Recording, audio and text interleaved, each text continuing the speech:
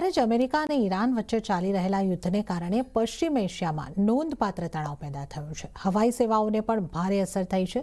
વધુ અપડેટ્સ માટે સહયોગી કરણની ગાંધી આપણી સાથે જોડાઈ ગયા છે. કરણ, આ યુદ્ધના કારણે હવાઈ મુસાફરી અંગે શું અપડેટ છે? જી, તો પશ્ચિમ એશિયામાં અત્યારે જે તબાહી મચી ગઈ છે તે તમામ રીતે યુદ્ધ ચાલી રહ્યું છે બધા જ ધોરણે.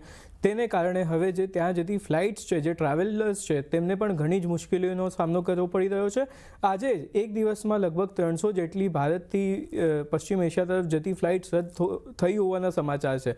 સાથે જ હવે આમાં જે દિલ્હી, મુંબઈ, ચેન્નાઈ જે એરપોર્ટ છે ત્યાંથી જે પશ્ચિમ એશિયા તરફ ફ્લાઇટ જાય છે તમામ ફ્લાઇટ્સ પર અસર પડી છે. એક આંકડા પર નજર કરીએ તો દિલ્હીથી જે ફ્લાઇટ્સ જવાની હતી તેમાં 100 ફ્લાઇટ્સ એવી છે જે અસરગ્રસ્ત થઈ છે. ચેન્નાઈ એરપોર્ટ પરથી 30 ફ્લાઇટ, બેંગ્લોરથી 50 ફ્લાઇટ, મુંબઈ એરપોર્ટ પરથી લગભગ 60 ફ્લાઇટ્સ જે છે તેને અસર થઈ છે અને ક્યાંક ને ક્યાંક કેટલી બધી ફ્લાઇટ જે છે તે કેન્સલ પણ થઈ છે.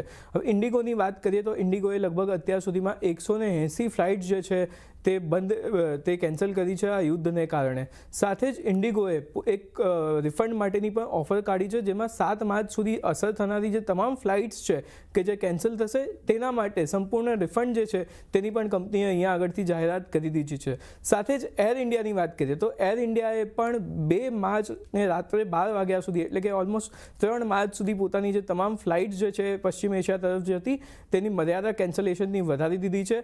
હવે સાથે જ યુએઈ, સાઉદી અરેબિયા, ઇઝરાયલ અને કતાર તરફ જે જનારી ફ્લાઇટ છે તે બધી જ અહીંયાથી સ્થગિત થઈ ગઈ છે. સાથે જ સાવચેતીના ભાગરૂપે જે છે તે યુરોપ તરફ જતી પણ અમુક ફ્લાઇટ્સને કેન્સલ કરવામાં આવી છે.